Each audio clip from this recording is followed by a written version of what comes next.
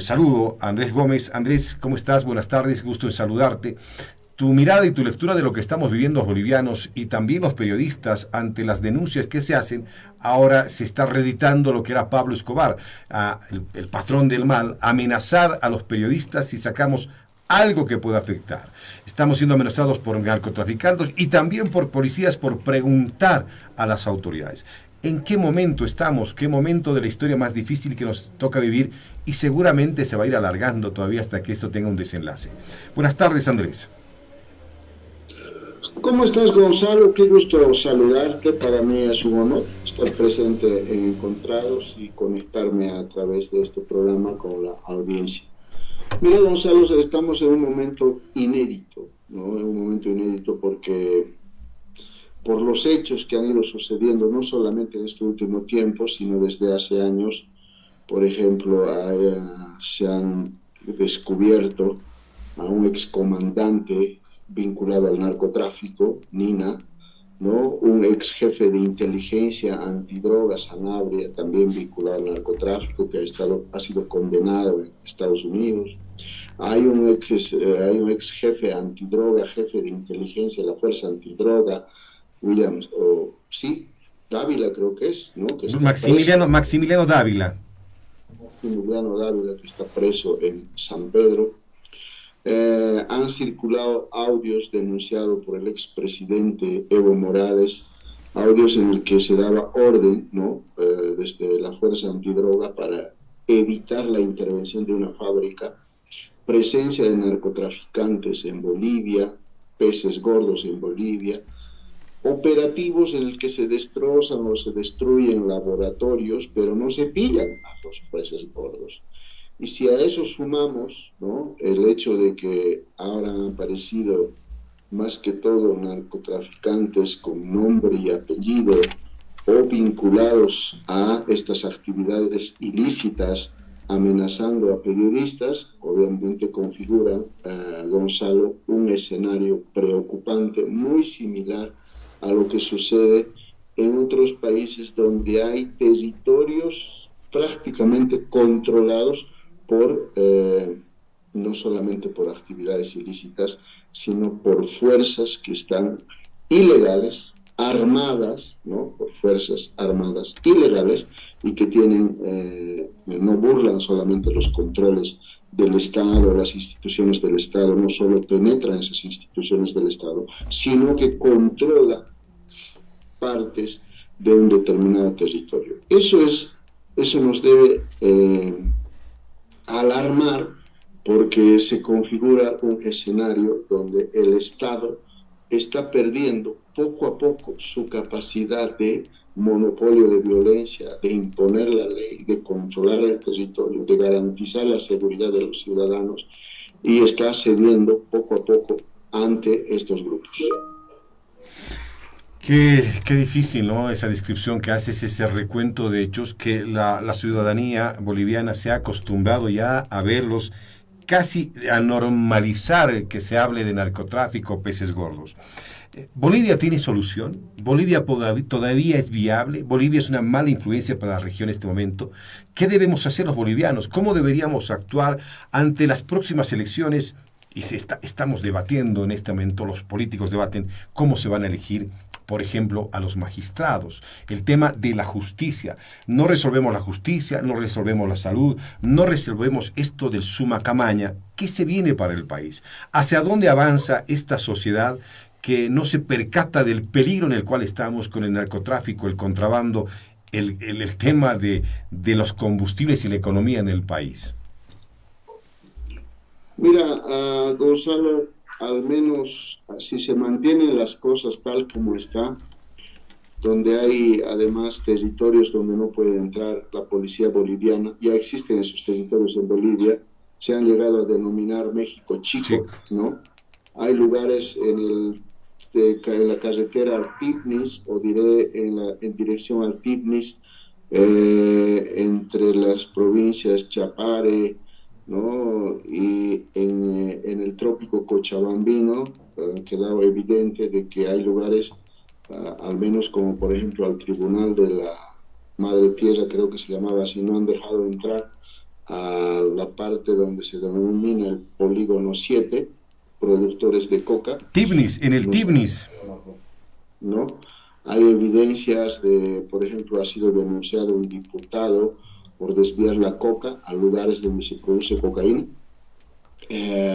Denuncias de que hay dirigentes que han utilizado su prerrogativa de tener donaciones de coca incautada, ¿no? Y han desviado al narcotráfico, y además de eso, de que la coca del Chapare en un 94% se va, ¿no?, hacia la actividad ilícita como la producción de la cocaína, y si a eso sumamos lo que acabas de decir, ¿no?, la presencia del contrabando, la presencia de actividades ilegales en las fronteras de Bolivia, particularmente con Chile, entonces no tenemos un futuro, digamos, que nos pueda alentar, sino tenemos un futuro en el que vamos a lamentar, porque la violencia puede descontrolarse y puede que haya grupos armados que van a empezar a afectar la tranquilidad de los bolivianos.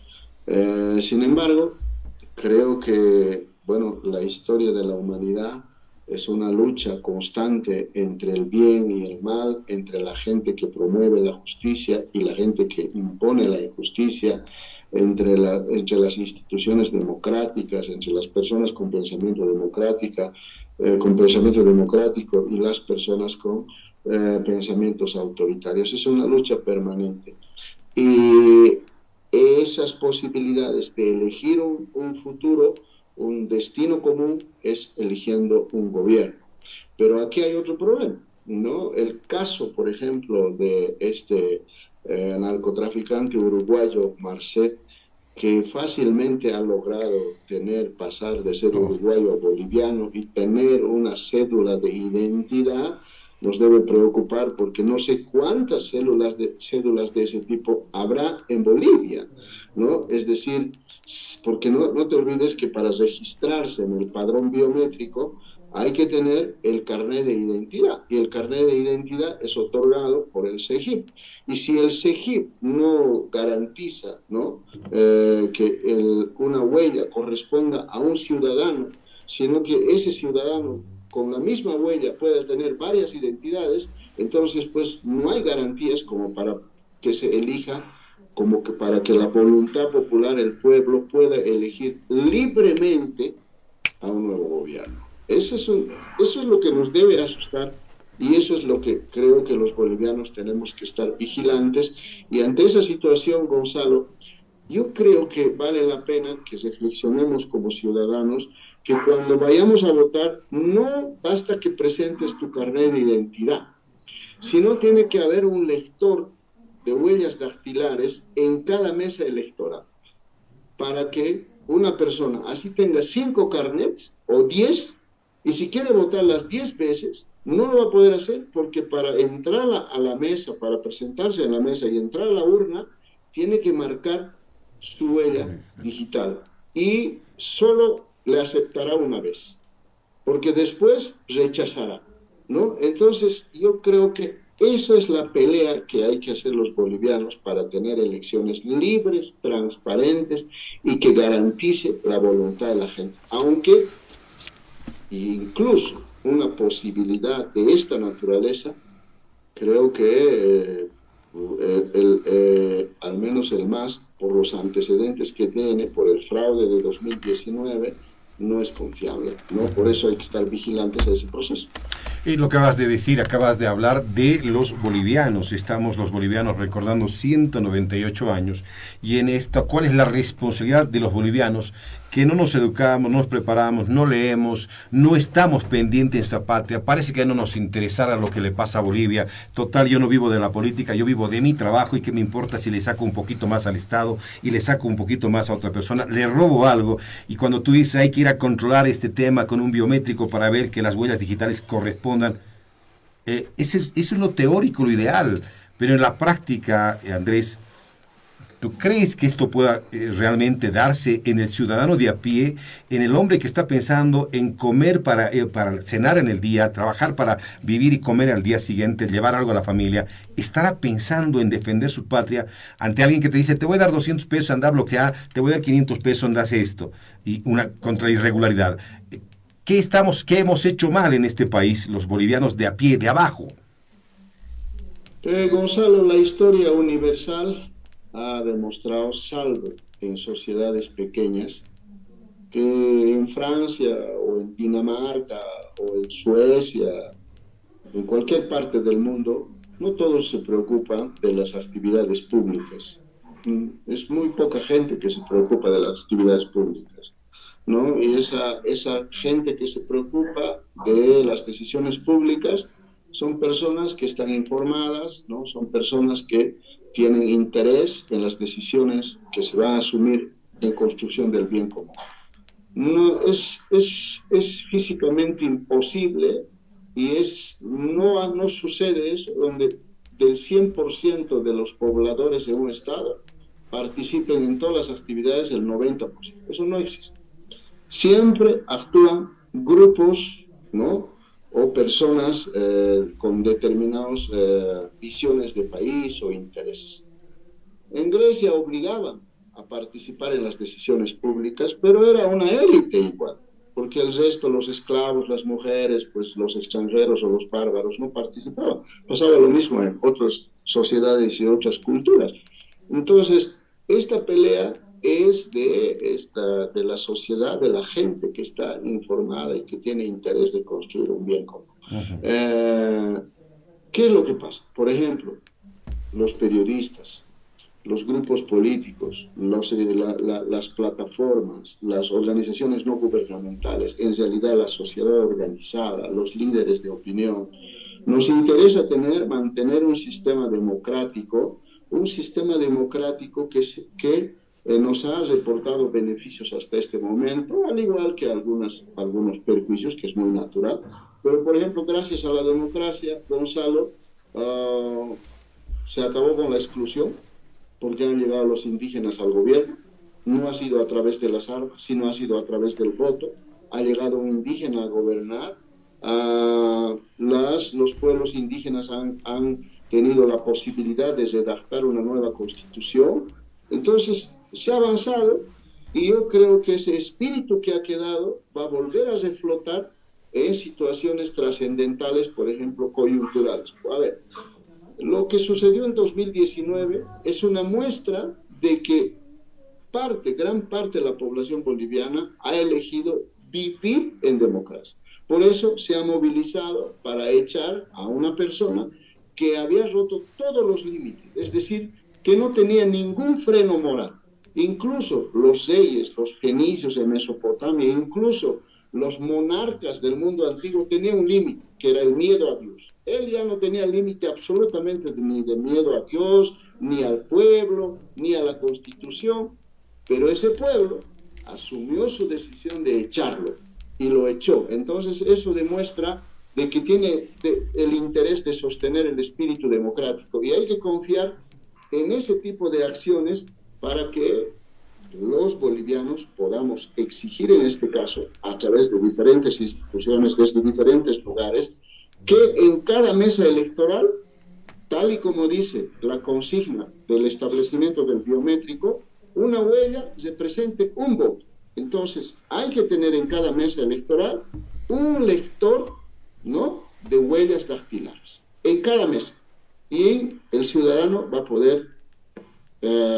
pues ese lector de huellas dactilares va a reconocer al ciudadano y de ese modo se va a acabar la doble votación. Otra cosa es el conteo, pero eso hay mecanismos que pueden garantizar la seguridad del voto. En este caso, yo creo que esta es una batalla que hay que comenzarlo desde ya, porque es importante para evitar la manipulación de la voluntad popular. Muy bien, termino con la siguiente consulta, Andrés. ¿Qué espera el país que diga el presidente Luis Arce este 6 de agosto? ¿Qué mensaje espera?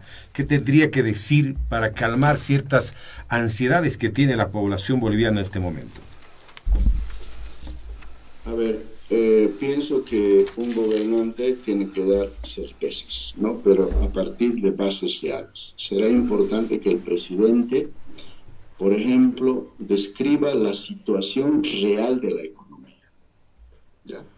Y las acciones efectivas que van a evitar el desastre económico o van a ayudar a salir del país. Es decir, datos reales, no de un estado imaginario.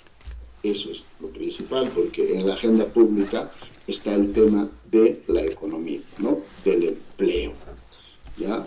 Un empleo que pues garantice los derechos sociales, laborales de los trabajadores, de la gente que busque empleo. Ese es un punto. El otro punto que a la sociedad comienza a preocupar es el atentado al medio ambiente. Es decir, la gente y el presidente tienen que saber que si hay menos lluvias, hay sequías, hay lugares donde ya no hay agua, tiene una causa y es el cambio climático. Y el cambio climático tiene la causa de que ha empezado la deforestación de inmensos espacios donde hay bosques, ¿no? El ingreso en busca del oro, de otras riquezas extractivas, ¿no? Ese es el otro tema que creo que vale la pena que toque el presidente. Y obviamente el tema del narcotráfico, porque ha empezado el narcotráfico, si bien antes alguna gente podía decir, bueno, ese es un tema que afecta a algunos lugares o a alguna gente, pues lo va a vivir poco a poco de cerca, porque ya sea va a afectar a sus hijos, ya sea la violencia al vecindario donde vive, no se va a sentir seguro, no va a poder circular como hasta ahora todavía lo hace. Entonces la violencia, el narcotráfico vinculado a la violencia, ¿no? Afecta notablemente a la población. Ese es el otro tema que considero que el presidente debe tocar, ¿no? Son temas que creo que vale la pena que lo toque. Y un tema más, que es la crisis judicial, ¿no? ¿Cómo va a ser el procedimiento del partido de gobierno para que haya una reforma judicial real, ¿no? Ese es el otro punto que considero que el presidente debería señalar a los bolivianos el curso que se va a seguir. A ver, vamos a estar pendientes el 6 de agosto en la mañana para ver si plantea estos temas o de pronto va a obviar algunos otros. Al querido Andrés, te agradezco muchísimo por tu tiempo. Te pido que mandes saludos a los amigos de los Yungas que nos han pedido precisamente eso. Que mandes saludos el chino a los Yungas, nos han dicho, así que te invito a que lo hagas, por favor. Un abrazo, Andrés. Muchas gracias. Muchas gracias, Gonzalo. Un abrazo a través de Encontrados. Un saludo a los amigos de los Yungas, a ver, ¿dónde hemos ido? Cajuata. A Cajuata, que hemos estado en Miguillas, en La Asunta, ¿no? Chulumani. Mucha gente muy interesante, ¿no? Y además amigos que los guardo en el corazón y amigas que los guardo en la memoria, en el corazón. A todos ellos un abrazo. Ya habrá oportunidad para volver a encontrarnos otra vez. Así será, así será. Un abrazo, querido Andrés. Hasta la próxima y feliz 6 de agosto. Un abrazo.